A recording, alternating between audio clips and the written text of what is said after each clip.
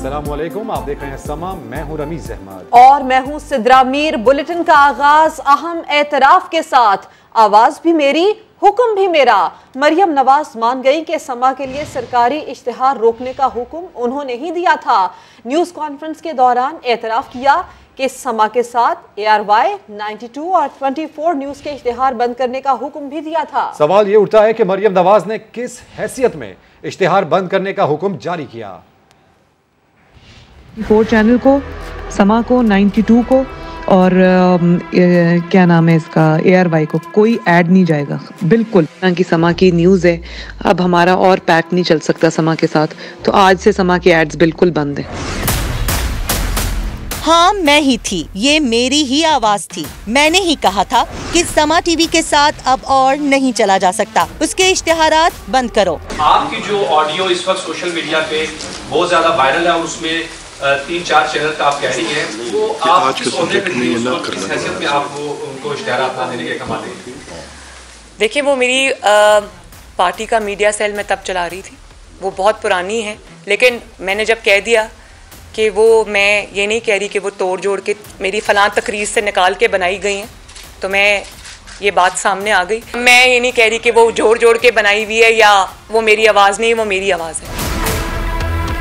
मरियम नवाज ने press conference में समा के इश्तिहार बंद करने का हुक्म देने का एतराफ कर लिया। इस दौरान वो साकिब निसार की मुबैना ऑडियो को तकरीर से जोड़ जोड़ कर मिलाने वाली बात का प्रचार करती रही। मैं ये नहीं कह रही कि वो जोड़ जोड़ के बनाई हुई है या वो मेरी आवाज़ नहीं, वो मेरी आवाज़ है। इश्तिहार बंद करने का हुक्म तो दिया, मगर किस हैसियत में, सवालात उठ गए। नून लीग के दौरे हुकूमत में मरियम नवाज के पास तो कोई अवामी ओहदा भी नहीं था, वो तो पार्टी का सोशल मीडिया सेल चला रही थी। उस वक्त परवेज रशीद और मरियम औरंगजेब वजीर इत्तलात रहे, तो फिर सरकारी मामलात में मरियम नवाज की मुदाखलत आखिर क्यों?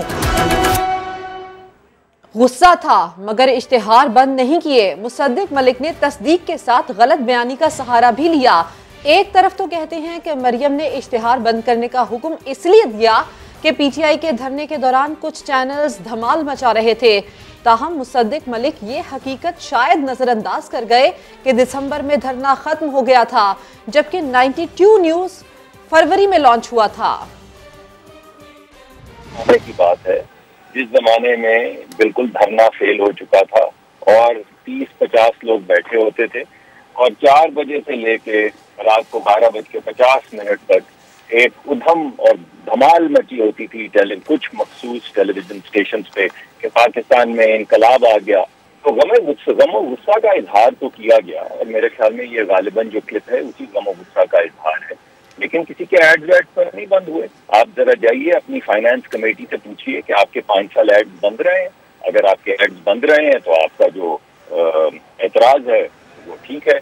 आपके हक में सहाफ़ी काम करे तो वाह वाह। समा के रिपोर्टर सुहेल रशीद ने इंतहाई मेहनत से ऑडियो की हकीकत दिखाई तो मरियम नवाज दुश्मनी पर उतर आईं। शहबाज गिल कहते हैं मरियम इश्तिहार तक बंद करने का कह चुकी, मुआफ़ी मांगे। फैसल जावेद ने सवाल उठाया, मरियम ने किस हैसियत में इश्तिहार बंद करने का कहा।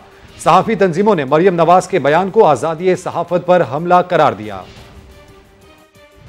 आके अभी मानी है कि चैनल्स के बारे में बगैर किसी अथॉरिटी के ऑडियो मेरी थी। मरियम नवाज ने इश्तिहार बंद करने का एतराफ किया, मामले की तहकीकात की जाए। मुआविन खुसूसी शहबाज गिल का मुतालबा, कहा समा के रिपोर्टर ने इंतहाई मेहनत से झूठ का पर्दा फाश किया। जो सुहेल के साथ आपको दुश्मनी हो गई है अब, और आप इधर तो सलूट कर रही थी सहाफियों को जिन्होंने कोई और ऐसी स्टोरी की जो आपको पसंद थी, और जिस बेचारे ने अपना हक हलाल की कमाई का काम किया, जो उसने एक स्टेटमेंट को कातिया पांचा किया, उसके बारे में आपको आज बड़ी तकलीफ थी और उनका आप पहले ही ऐड बंद करने का कह चुकी हैं। अब आपके हाथ में अल्लाह ने ये नहीं किया तो आप कुछ नहीं कर सकती। सेनेटर फैसल जावेद समा से गुफ्तगू में बोले, मरियम ने किस हैसियत में इश्तिहारात बंद करने का कहा।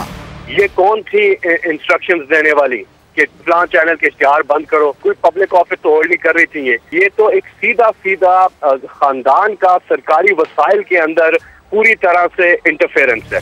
सहाफी रहनुमा अफजल भट्ट ने मामले को आज़ादी सहाफत पर हमला करार दिया। चैनल या किसी भी अखबार के इश्तिहार सिर्फ इस वजह से बंद करना कि उसकी पॉलिसी जो है वो किसी को अच्छी नहीं लगती, ये उस चैनल के साथ ज्यादती नहीं होती, ये उस चैनल पर अटैक नहीं होता, ये प्रेस फ्रीडम पर अटैक होता है। अफजल भट्ट का कहना था, कोई भी सियासी जमात इख्तिदार में हो, सहाफियों की आवाज को दबाया नहीं जा सकता। परवेज रशीद ने समझाया, मरियम को समझ ना आया, ऑडियो असल होने का एतराफ ही कर डाला। कि जो ऑडियो इस वक्त सोशल मीडिया पे बहुत ज्यादा वायरल है और उसमें 3-4 चैनल का आप कह रही हैं, वो आप किस ओहदे पे नहीं ना करना, हैसियत में आप किस ओहदे पे नहीं ना करना, हैसियत में आप किस ओहदे पे नहीं ना करना, हैसियत में आप किस ओहदे पे नहीं ना करना, हैसियत में आप किस ओहदे पे नहीं ना करना, हैसियत में आप। मरियम नवाज आज़ादी सहाफ़त से मुतालिक माजी में बड़े बड़े बयानात देती रही हैं, क्या कहती रही आपको भी सुनवाते हैं। दिल को बहुत तकलीफ पहुंचती है जब सच बोलने की सज़ा, सच लिखने की सज़ा, टीवी पे सच कहने की सज़ा सहाफ़ियों को दी जाती है। और मैं आप सबको खराज तहसीन पेश करती हूँ और दिल की गहराइयों से मैं आपके साथ हूँ कि आपने इस जबर के माहौल में हक की आवाज़ उठाई, सच बोला। एक मुल्क उतना ही आज़ाद होता है जितनी उसकी सहाफ़त आज़ाद होती है। मरियम नवाज का कहना था कि लीक ऑडियो से साबित हो गया कि नवाज शरीफ और उनके खिलाफ फैसले दबाव के तहत किए गए। अब मौका है कि गलतियों को सुधार कर मुल्क को आगे ले जाया जाए। ऑडियो मंजर आम पर आई, प्रोपेगेंडा शुरू हो गया। रिनाउंड अमेरिकन कंपनी से वो ऑडिट, उसकी जो फोरेंसिक है वो हुई है। मरियम नवाज की इल्जामात से भरपूर प्रेस कॉन्फ्रेंस। इल्जाम लगाया कि सोशल मीडिया पर वायरल मुबैना ऑडियो में साबिक चीफ जस्टिस ने दबाव का एतराफ कर लिया। उन्होंने कहा कि अनफॉर्चुनेटली हमारे पास जजमेंट्स इदारे देते हैं और इसमें कहा गया है कि मियाँ साहब को सज़ा देनी है और कहा गया कि हमने खान साहब को लाना है। बनता है या नहीं बनता अब करना पड़ेगा, बेटी को भी नहीं। मरियम नवाज ने 5 शवाहिद मिलने का दावा तो किया, लेकिन सवाल हुआ कि ऑडियो और बयान हलफी को अदालत लेकर जाएंगी, तो जवाब कुछ यूं दिया। मेरे पास ये सब कुछ मौजूद है। अगर मैंने जिस मौके पे भी मुनासिब समझा इसको अपनी एप्लीकेशन का, अपने केस का हिस्सा बनाना, तो मैं ज़रूर बनाऊंगी। लेकिन पहले जब हम ये चीज़ें कोर्ट लेके गए हैं तो हमें नाइंसाफ़ी का सामना करना पड़ा है, जो कि बहुत बुरी बात है। लेकिन अब मैं वो रोना नहीं धोना चाहती। पहले तो ये मौका दूंगी अदालतों को कि वो खुद जो उंगलियां उठी हैं आज अदलिया पर या इदारे पर, उसको आगे बढ़कर खुद उस धब्बे को धोएं। मरियम नवाज का कहना है कि हक़ाइक़ सामने आ चुके हैं, साजिश रचाने वालों को जवाब देना होगा। सामने आए, जुर्रत करें, कौम को बताएं कि किसने आपको मजबूर किया। नवाज शरीफ की सज़ा अगर नहीं बनती थी तो किसने आपको मजबूर किया। मरियम नवाज शरीफ की अगर सज़ा नहीं बनती थी, बेटी की नहीं बनती थी, बेटी का लफ्ज़ उन्होंने इस्तेमाल किया, अगर बेटी की सज़ा नहीं बनती थी तो किसने आपको मजबूर किया। मरियम नवाज ने कहा कि गलतियों को सुधार कर ही मुल्क को तरक्की की राह पर गामजन किया जा सकता है। एक चैनल, वो चैनल, उस चैनल। मरियम नवाज एक चैनल से नाराज, पूरी प्रेस कॉन्फ्रेंस में चैनल का नाम तो ना लिया, लेकिन जबान पर वही चैनल का जिक्र रहा।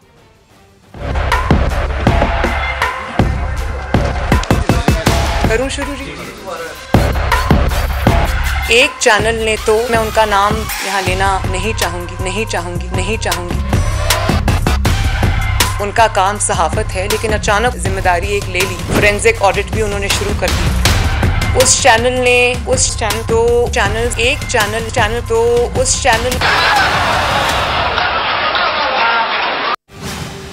खबरों में आगे देखिए, वजीर दाखिला शॉर्ट, स्वीट एंड स्मार्ट।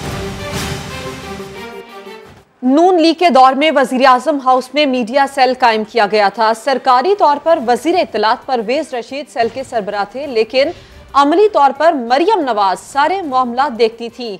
2016 में दी न्यूज में शाया होने वाली खबर ने मामला साफ कर दिया। खबर में तज्जियाकारों के हवाले से बताया गया था कि अवामी टैक्स के पैसों से कायम मीडिया सेल को नून लीग की तशहीर और सियासी मुखालिफिन के खिलाफ इस्तेमाल किया जाता था, जबकि स्ट्रेटेजिक मीडिया सेल पर वजारत इत्तलात के फंड के अलावा वजीर आजम के सवाबदीदी फंड से भी रकम खर्च की जाती थी। तो नून लीग के दौर में वजीर आजम हाउस में मीडिया सेल कायम किया गया था। सरकारी तौर पर वजीर इत्तलात परवेज रशीद सेल के सरबराह थे, लेकिन अमली तौर पर मरियम नवाज सारे मामला देखा करती थी। सब्ज रंग में मलबूस मरियम नवाज अदालत पहुंची तो पता चला कि शौहर की पॉकेट उनके कपड़ों के साथ मैचिंग में है।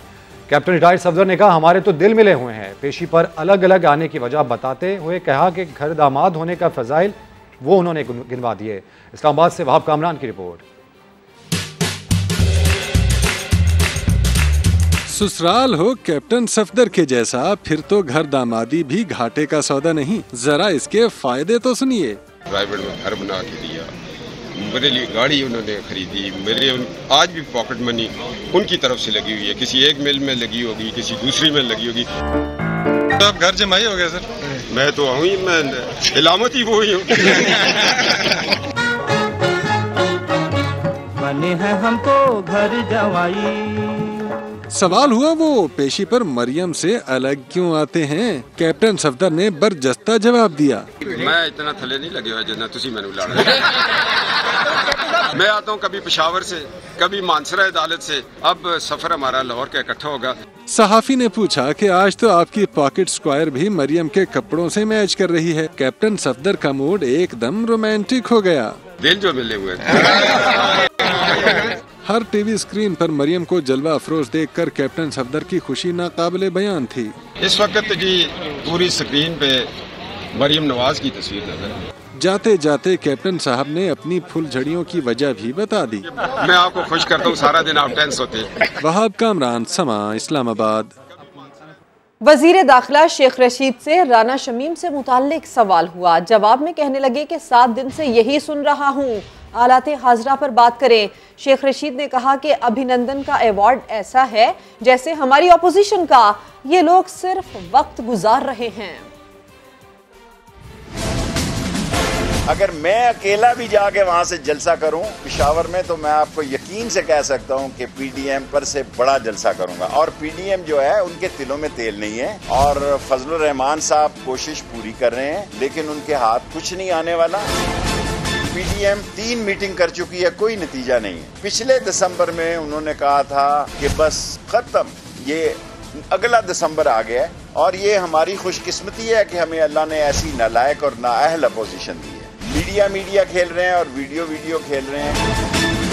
मार्च अप्रैल में बल्दियाती इलेक्शन शुरू हो जाएंगे, 2-3 महीने वो ले लेंगे, तो फिर 5वां साल तो वैसे ही इलेक्शन का होता है। पहले कोई अकल का अंधा ही तहरीक चला के नए मसाइल को जन्म दे सकता है। बेस्ट टाइम वही था तहरीक चलाने का जब फजलुर रहमान इस्लामाबाद आया था। अब ट्रेन छूट चुकी है, and express train never waits the passengers. Abhinandan को अवार्ड भी ऐसा ही मिल रहा है जैसा कि अपोजिशन को मिला हुआ है। अभिनंदन को अवार्ड ये मिला है कि खूबसूरती से तूने त्यारा गिराया है। पाकिस्तान की अजीम फौज और अजीम दफाई लाइन है। अब तो 22-23 करोड़ हर आदमी पाक फौज के साथ खड़ा। कोई भी दुश्मन पाकिस्तान का ये भूल जाए कि पाकिस्तान की सरहदों को छेड़ा जा सकता है। और वजीर आजम इमरान खान ने कहा कि आजकल टेप्स निकल रही हैं, जजेस के नाम आ रहे हैं, ये सब ड्रामा है। लंदन में अरबों रुपए के महंगे तरीन फ्लैट्स की मालिका मरियम नवाज निकली। कभी कतरी खत आया, कभी कैलबरी फॉन्ट आया, मगर आज तक सबूत का एक कागज नहीं आया, क्योंकि चोरी के पैसे से जायदादें खरीदे गईं। तकरीब से खिताब में वजीर आजम ने साबिक वजीर आजम का मशहूर जमाना फिक्रा दोहराकर करारा तंज भी कर डाला। डेट्स निकल रही हैं, जनाब जजेस के नाम आ रहे हैं। 25 साल पहले मैंने जब पॉलिटिक्स में आया था तो मैंने तब कहा था कि पाकिस्तान का सबसे बड़ा मसला करप्शन है। ये टेप्स जो हो रही हैं, ये जो सारा ड्रामा है, अब आप समझे कि ये मसला है क्या मुल्क का। 2016 में पैनमा केस आया, उनमें से एक नाम आ गया कि जनाब जो 4 लंदन के अंदर अरबों रुपए के महंगे तरीन इलाके में फ्लैट हैं, उनकी मालिका मरियम सफदर थी। नवाज शरीफ को सजा हो गई। आप सिर्फ ये बता दें अदालतों को या पाकिस्तानियों को कि पैसा आया किधर से ये लंदन 4 बड़े बड़े फ्लैट लेने के, बजाय ये बताएं पहले क्यों निकाला। अदलिया को बुरा भला, मैं तो खैर बुरा भला हूँ, मुझे तो वो कहते हैं बहुत जालिम हूँ मैं। भाई आप जवाब दें कि आपने ये 4 फ्लैट लिए किधर से। सारी चीजें कर रही हैं लेकिन जवाब नहीं दे रहे हैं, क्योंकि चोरी का पैसा था। पीटीएम इजलास में मुज़ाकरात की गूंज। महमूद खान अचकज़ई ने कहा कि रियासती इदारों समेत तमाम स्टेक होल्डर्स मुज़ाकरात करके मामला तय कर लें, ये सब आइन के ताबे हो जाएं। फजलुर रहमान ने एक मरतबा फिर लॉन्ग मार्च को इस्तीफों से जोड़ा, जबकि नवाज शरीफ की राय थी कि असेंबली में बैठने का फायदा नहीं है। रिपोर्ट कर रहे हैं नईम अशरफ भट्ट। पाकिस्तान डेमोक्रेटिक अलायंस के सरबराही इजलास में रियासती इदारों से मुज़ाकरात का ऑप्शन ज़ेरे बहस आया। ज़राए के मुताबिक मुज़ाकरात की तजवीज़ पख्तूनख्वा मिली अवामी पार्टी के सरबराह महमूद अचकज़ई ने दी। उन्होंने कहा कि एस्टेब्लिशमेंट और अदलिया के साथ बैठकर एक दूसरे से पूछ लें कि मुल्क कैसे चलाना है, मुज़ाकरात से मामला तय कर लें या फिर सब आइन के ताबे हो जाएं। अचकज़ई की तजवीज़ पर दो और बलोच जमातों ने हिमायत की, ताहम नवाज शरीफ और फजलुर रहमान खामोश रहे। इजलास में शरीक अहम रहनुमा ने समा को बताया कि फजलुर रहमान ने एक मरतबा फिर लॉन्ग मार्च को इस्तीफों से जोड़कर कहा कि इसके बगैर एहतजाज का फायदा न होगा, जिस पर अवैस नूरानी ने कहा कि पीपल्स पार्टी से भी हमारा इस्तीफों पर ही इख्तलाफ था, तो फिर अब हमें अपनी बात पर कायम रहना चाहिए। नवाज शरीफ की राय थी कि अब अगर हम पीछे रह गए तो कौम को कुछ नहीं दे सकेंगे, इसलिए अब असेंबली के अंदर बैठे हैं या बाहर, एक ही बात है। ज़राए का कहना है कि नवाज शरीफ और फजलुर रहमान तो पहले ही खुफिया मुलाकातें कर रहे हैं, ताहम अब पीडीएम के प्लेटफॉर्म से बलोच रहनुमाओं की खुलेआम मुज़ाकरात की तजवीज़ अहम होगी। नईम अशरफ भट्ट, समा, लाहौर। बड़ी अदालत का बड़ा हुक्म, जानिए इसी बुलेटिन में। इस वक्त विफाकी वजीर इत्तलात फवाद चौधरी प्रेस कॉन्फ्रेंस कर रहे हैं। बहुत बड़ा एडमिशन जो है वो आज उन्होंने किया। जो एडमिशन आज उन्होंने किया है, ये खबरें तो 2015 से चल रही थी। 2 नवंबर 2015 को डॉन ने सबसे पहले ये एक खबर जो है वो दी, जिसमें उन्होंने ये इंकिशाफ किया। खावर घुमन साहब ने उस वक़्त ये स्टोरी दी और उन्होंने ये कहा कि एक मीडिया सेल क्रिएट किया गया है, स्पेशल मीडिया सेल क्रिएट किया गया है मरियम नवाज शरीफ के अंडर वज़ीर आज़म हाउस में, और उसके पहले 15 लोग उसके मेंबर्स हैं और फिर उसको 20 मिलियन रुपीस की एलोकेशन की गई है कि वो लोग वगैरह जो हैं वो वहाँ पे भर्ती कर सकें, और उसको बढ़ा के 38 कर दिया गया फिर बाद में। और उस सेल को फिर ये तमाम तर इख्तियारात दे दिए गए कि वो जो भी कैंपेन्स होती हैं मीडिया की वो रन करेगा। और ये वो नोटोरियस सेल था, बदनाम ज़माना सेल था, जिसने के गॉबल्स की भी याद भुला दी और एक इस तरीके से मुनज़्ज़म तरीके से सहाफ़ियों को ख़रीदा गया, उनको उनमें पैसे बांटे गए और अपने मुखालिफ सहाफ़ियों को, ग्रुप्स को सज़ाएं दी गई। और इस तमाम काम की निगरानी आज खुद मरियम नवाज़ ने एडमिट किया है कि वो कर रही थी। जो वीडियो टेप आई उसके ऊपर मरियम नवाज़ ने क्या कहा, ज़रा थोड़ा दोबारा सुन लेते हैं कि उन्होंने क्या बात कही।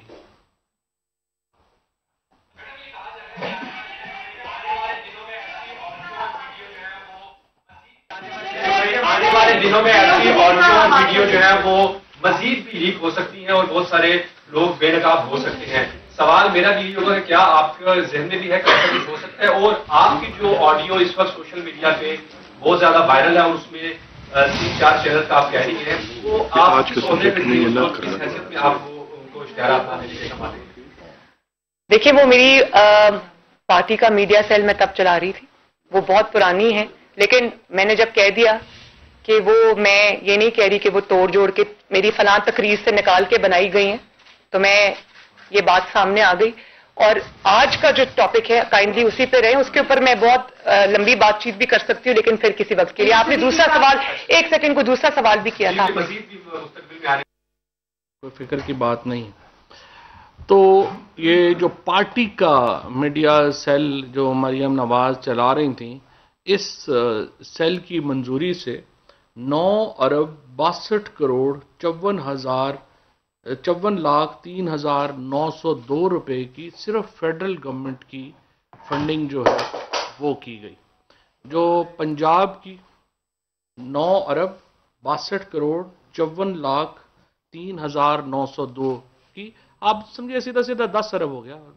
उसको फिगर्स को अगर हम राउंड कर लें तो 10 अरब रुपए की, 10 अरब रुपया मरियम नवाज ने अपने मनपसंद चैनल्स को बेचा। मैं ये रिकॉर्ड आपको दे दूंगा, मैं चैनल्स के नाम नहीं लेता।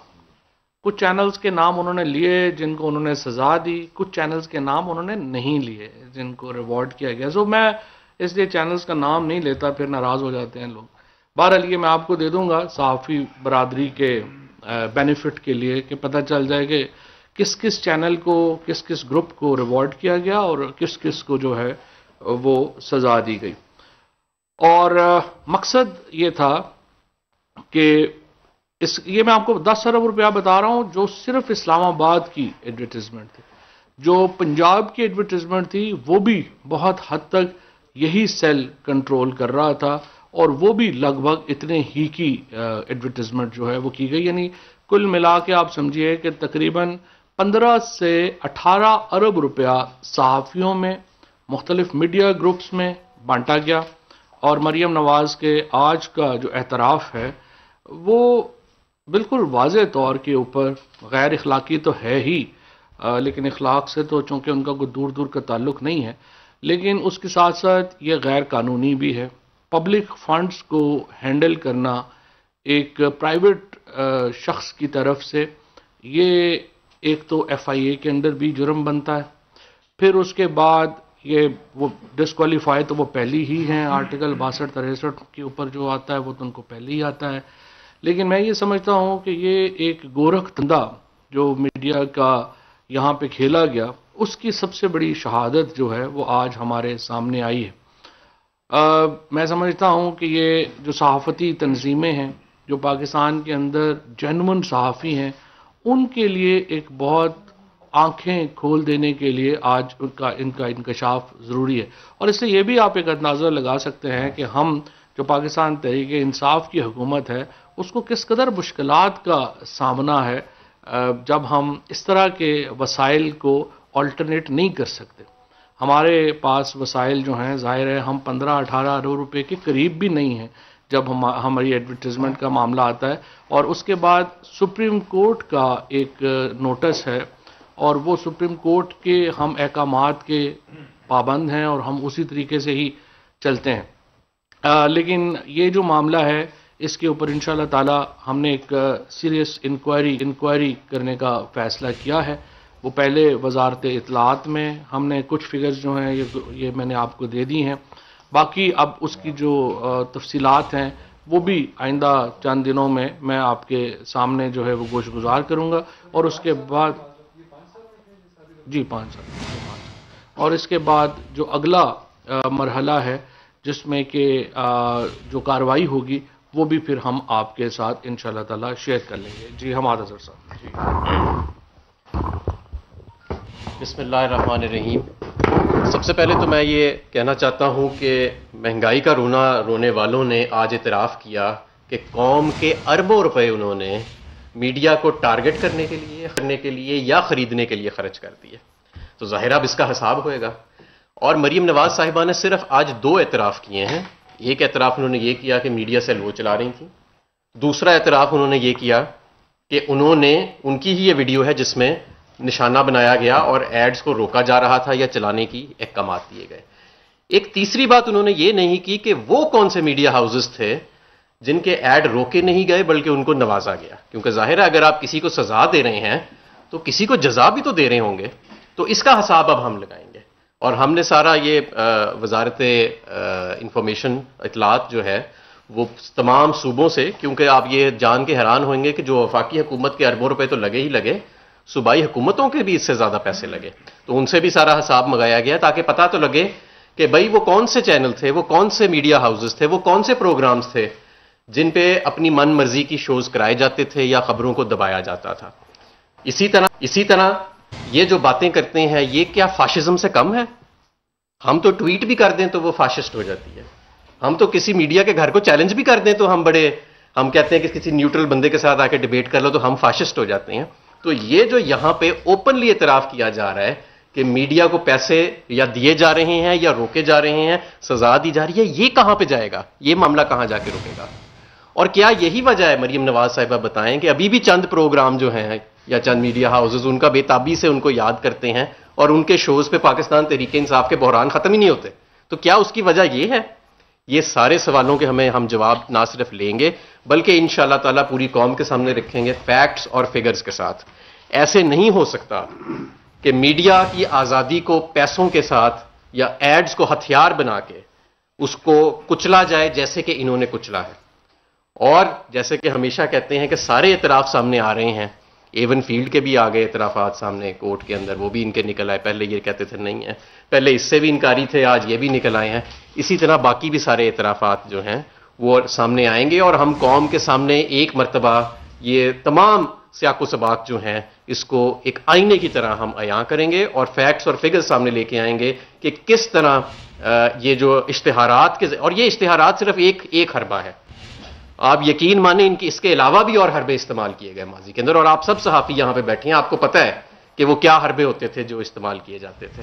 सहाफ़ियों में इन्होंने ही प्लॉट्स बांटे थे माजी के अंदर, सहाफ़ियों में ही इन्होंने बहुत सारा कुछ किया और बहुत सारों को निशाना भी बनाया, बहुत सारों के इदारों को बंद भी करवाया, बहुत सारों के लबों को खामोशी भी दी। लेकिन अब ऐसे नहीं चल सकेगा और इंशाअल्लाह ताला हम इस पे करेंगे। मिस्टर साहब, 2014 में एक सोशल मीडिया सेल बनाया गया था वज़ारत इंफॉर्मेशन के तहत, जो उनका वो सोशल मीडिया था वो सारे के सारे लोग उसमें कन्वर्ट हो गए थे और कई लोग अभी भी PTV में काम कर रहे हैं। उनका भी आपने पता किया कि अब एक प्रोफाइल जो तहकीकात हैं उसका आगाज़ किया गया है। इसमें वो सहाफ़ी जिनको प्लॉट्स दिए गए, वो सहाफ़ी जिनको पैसे दिए गए, उसके ऊपर भी, क्योंकि देखिए ना अब तो एक एतराफ़ ये हो गया है आज मरियम नवाज़ की तरफ से कि जो भी सहाफ़त को एडवर्टीज़मेंट दी गई थी, रोके गए इश्तिहार, ये सारा काम वो कर रही थी। अब जब वो कर रही थी तो उसके बाद इसका मतलब यह है कि परवेज़ रशीद साहब जो थे वो तो पपेट थे, वो तो कठपुतली थे और वजारत इत्तलात और नशरियात उनके दौर में जो थी वो तो एक कठपुतलियों पे मबनी थी। लिहाजा उनको उन्होंने आज एडमिट कर लिया कि उनकी कोई हैसियत नहीं थी। अब प्राइवेट शख्स की इख्तियारात उन्होंने कैसे पब्लिक मनी के ऊपर यूज़ किए, पैसा कैसे इस्तेमाल किया, उसकी पूरी तहकीकात आपके सामने रख देंगे। आपने इंक्वायरी पर फैसला किया है, इन फैसलों के हवाले से अदलिया को मिलान करने की कोशिश की जा रही है, वीडियोस बनाई जा रही है, क्या उसके खिलाफ भी आप जो है तहकीकात करेंगे? क्या आपके अदारे हैं उस हवाले से तहकीकात करेंगे? सेकंड, हमारे साथ पेट्रोलियम बहरान जो है वो शदीद हो गया है। रहते थोड़ी देर, ये जो आपने बात कही है ना कि अदलिया के ऊपर, इस वक्त देखें नून लीग की कोशिश क्या है। कोशिश ये है कि आप जो केस इस वक्त अदालत में लगा हुआ है, जो बड़ा सीधा केस है कि ये प्रॉपर्टीज़ हैं, आप इन प्रॉपर्टीज़ में रह रहे हैं, इसके पैसे आपने कहाँ से दिए। ये सेक्शन 9 नैब ऑर्डिनेंस कहता है आप जो प्रॉपर्टी लेंगे आप उसका बताएंगे कि इसके पैसे मेरे पास थे और मैंने दिए थे, अगर अदरवाइज ये करप्शन है। अब वो ये चाहते हैं कि ये सिलसिला यहीं पे रुक जाए और हम दूसरी तरफ चले जाएं, कभी फलाना करा लें, कभी फलाना करा लें। आपके पास जो भी एविडेंस है PMLN के पास, वो इस वक्त एक डिवीजन बेंच केस सुन रहा है, वो आप वहाँ पे जमा करवा दें। अगर वो फोरेंसिक है उसको जमा करवा दें, वो उसको एनालाइज कर लेंगे। अगर नहीं है वो भी उसको आप जो है वो देख लेंगे, क्योंकि अपील है, अपील में आपको पता है मेरिट्स भी जो हैं वो खुल सकते हैं। लिहाजा हम इस वक्त बड़े फोकस्ड हैं इन केसेस के ऊपर। और ये जो आज इन्होंने इंकशाफ किया है मरियम, और हम नैब से भी बार बार PM पहले दिन से कह रहे थे अपने आप को एक्सपेंड ना करें, फोकस करें, क्योंकि देखिए आम आदमी ये समझता है कि ये सारे चोरों से पैसे वापस आने चाहिए। हमने बड़ा सिंपल कहा, अगर आपने जेल नहीं काटनी अपने पैसे वापस करें, आप अपने घर में, हम अपने घर में, कोई प्रॉब्लम नहीं है। और इसलिए हम इसको फोकस से नहीं हटने देना चाहते।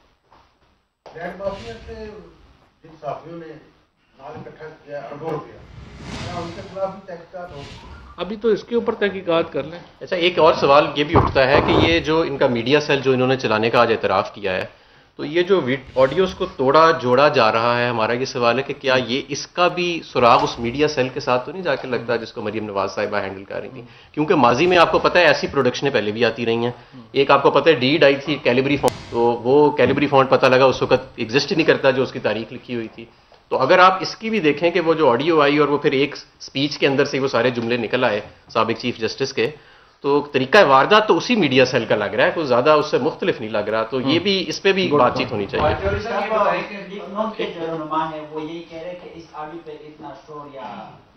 इतना शोर बर्पा नहीं करना चाहिए, इतनी जरूरत नहीं है इस ऑडियो के हवाले से, तो क्या कहेंगे आप? नहीं, मैं तो बिल्कुल सही है इस पे। हम देखिए, मैंने आपसे पहले अर्ज किया, केस इस वक्त हाई कोर्ट के 2 जजेस सुन रहे हैं, वो मेरिट के ऊपर सुन रहे हैं। आपकी जो एविडेंस है आप वहां पे ले जाए। वो तो सहाफती तंजीमें फैसला करें। सहाफती जो लोग जो हैं वो हर वक्त एक छोटी छोटी बात के ऊपर हमें बताते हैं कितना जुल्म हो गया है। तो अब ये तो देखिए ना, सहाफियों के लिए भी एक टेस्ट केस है कि वो इसके ऊपर क्या अपना नुक्ता नज़र रखते हैं और किस तरह से आगे लेके चलते हैं। ये साफ अभी किन सहाफियों को निकाला है, कहाँ से निकाला है, कैसे निकाला है, ये तो फिर हर एक के अलग मेरिट्स होंगे। क्या बार बार ये डिस्कस हो रही है, तो क्या हुकूमत इरादा रखती है कि इस ऑडियो को झूठ साबित करने के लिए इसका फोरेंसिक जो है हुकूमती सतह पर भी? नहीं, वो मरियम नवाज तो मान गई है कि मेरी है। नहीं, वो जो दूसरी है वो अपनी अदालत में जमा करवाए ना, वो तो अदालत जो है वो जाने अदालत फैसला। जी बाप, जी जी। इंक्वायरी के बाद क्या होगा? इंक्वायरी के बाद पहले तो आपके सामने रखेंगे ना, जो सहाफ़ी हैं, कि ज़रा आप ज़रा देख लें, करतूत देख लें, फिर उसके बाद आगे करते हैं इंशाल्लाह। वरना जिस तरह मैंने आपको बताया है कि जाहिर है कि पब्लिक मनी की जो मिसअप्रोप्रिएशन है, ये क्रिमिनल केस है, एक सेपरेट क्रिमिनल केस है, हम उधर भी जा सकते हैं। और मैं आपको ये बताऊं, अगर ये किसी मगरबी मुल्क में हुआ होता कि एक साबिक वजीर आजम की बेटी लेट सपोज बरतानिया में खड़े होकर कहती कि हाँ मैंने इश्तिहारात को इस्तेमाल किया है मीडिया को इन्फ्लुएंस करने के लिए, आज वो सारा खानदान जेल में जा चुका होता। तो ये अगर किसी और मुल्क में हुआ होता, ये इसकी संगीनी है। इस मुल्क में भी होगा इंशाल्लाह, आप फिक्र ना करें।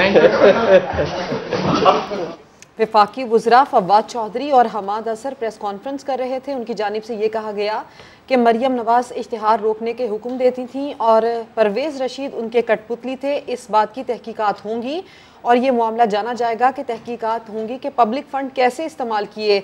और इसके साथ साथ उन्होंने ये भी कहा कि मीडिया की आज़ादी को इश्तिहारों को हथियार बनाकर नहीं रोका जा सकता। ब्रेक के बाद अहम खबर, स्टेट बैंक ने गर्दिशी कर्जा और टैक्सेस का ना बढ़ना मईशत के लिए खतरा करार दे दिया। मुल्क की मईशत पर जारी की गई सालाना रिपोर्ट में स्टेट बैंक का कहना है कि पावर सेक्टर का सर्कुलर डेट मुआशी तरक्की के लिए धचका साबित हो सकता है। अपडेट्स हासिल करेंगे समा के नुमाइंदे सैयद रिजवान आलम से। रिजवान, बताइएगा मजीद। स्टेट बैंक ने इस रिपोर्ट में जो है वो पावर सेक्टर के बढ़ते हुए सर्कुलर डेट पर खतरे की घंटी बजा दी है। पावर सेक्टर का जो सर्कुलर डेट है वो 2,500 अरब रुपए तक पहुंच चुका है। स्टेट बैंक ने कहा है कि ये माशी तरक्की पर डेंट डाल सकता है। इसी तरह दरामदात के लिए नाकाफी डॉलर का जो जखीरा है ये शरह नमू को मुतासिर कर सकता है। रिपोर्ट में कहा गया है कि जीडीपी में टैक्सों का जो तनासुब है वो उसके बाद ना बढ़ने पर स्टेट बैंक को तशवीश है। हुकूमत को इस हवाले से इक़दाम करने के लिए जीडीपी में सरमायाकारी का गिरता हुआ तनासुब भी माशी तरक्की में रुकावट बन सकता है। स्टेट बैंक ने रवा व माली साल जो है शरह तरक्की जो है वो 4 से 5% रहने की पेशगोई की है। इसी तरह जो है महंगाई की शरह जो है वो 7 से 9% रहने की पेशगोई की है, यानी जो हदफ मुकर्रर किया गया था रवा माली साल के लिए उसी के अंदर रहने का कहा है। इसके अलावा स्टेट बैंक ने बताया कि रवा माली साल तरसीलात दर जो है वो 32 अरब 50 करोड़ डॉलर रहने का इम्कान है। इसके साथ साथ जो है बरामदात 27 अरब 50 करोड़ डॉलर तक रहेंगी और बरामदात जो है वो 63 अरब 50 करोड़ डॉलर तक रहेंगी। इस तरह तिजारती खसारा जो है रवा माली साल वो 36। ठीक है, अपडेट्स के लिए शुक्रिया रिजवान। और अब ये खबर कि सिंध हुकूमत ने कराची में दूध की कीमत 150 रुपए फी लीटर तक ले जाने की राह हमवार कर दी। ये कैसे, जानेंगे संजय साधवानी से। संजय, बताइए। जी बिल्कुल, महकमा लाइव स्टॉक से एक सर्वे कराया गया जिसमें दूध की पैदावार की लागत कीमत का तखमीना लगाकर हुकूमत को दिया है। महकमा लाइव स्टॉक के मुताबिक कराची में 1 लीटर जो दूध है उसकी लागत पर 133 रुपये खर्चा आता है, जबकि हैदराबाद में 127 रुपये है। हैरान कुन तौर पर जो शक्कर है वहाँ पर दूध के फी लीटर लागत जो है वो 87 रुपये बताई गई है, जबकि कराची में 1 लीटर दूध की कीमत 133 रुपये, मतलब 46 रुपये कराची में दूध की लागत में इजाफा आया है। इसका जवाब महकमा लाइव स्टॉक ने नहीं दिया कि कराची की गाय भैंसें आखिर ऐसा क्या खाती हैं कि वही गाय भैंस शक्कर में 87 रुपये में फी लीटर दूध पैदा करती है और कराची में वो गाय या भैंस जाकर 133 रुपए फी लीटर दूध की पैदावार करेगी। तो राय हमवार की गई है, जो दूध माफिया है उनको मौका दिया गया है कि वो अब दूध की कीमतों में इजाफा करें। 133 रुपए लागत के बाद हमारे जराये कहते हैं कि दूध माफिया ने कराची में दूध की कीमतें 150 से ऊपर ले जाने की ठान ली है। जी संजय, आगाह करने के लिए शुक्रिया। और कराची का नस्ला टार गिराने का हुक्म मिलते ही कमिश्नर कराची मिशन पर निकल पड़े, मगर क्या मिशन पॉसिबल हुआ? इस रिपोर्ट में देखते हैं। चीफ जस्टिस ने काफी बरहमी का इजहार किया पे, सर कार्रवाई का आगाज करने जा रहे हैं? जी बिल्कुल, आगाज हो चुका है, आपको पता है ऑलरेडी आगाज हो चुका है। पूरी मशीनिंग लेके जा रहे हैं। अदालत ने नस्ला टावर गिराने का हुक्म दिया तो इंतजामिया मिशन पर निकली। नस्ला टावर के हवाले से भी जो आज हिदायत दी गई उस हवाले से क्या कहना है सर? स्पीड अप करेंगे, बहुत ज़्यादा स्पीड से काम करके जो भी बहुत ज़्यादा लोग लगा के इसको जल्दी ख़त्म करेंगे। कमिश्नर साहब का बयान सुनकर लगा कि नस्ला गिरा कर ही लौटेंगे। नस्ला टावर कौन सी हैवी मशीनरी से गिराया जा रहा है, देखिए जरा।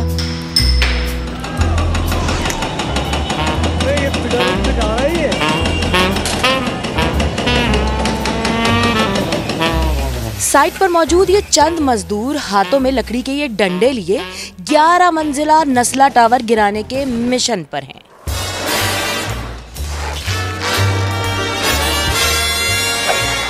एक एक्सकेवेटर भी नस्ला टावर पर बहुत प्यार से चोंचे मारता दिखाई दिया।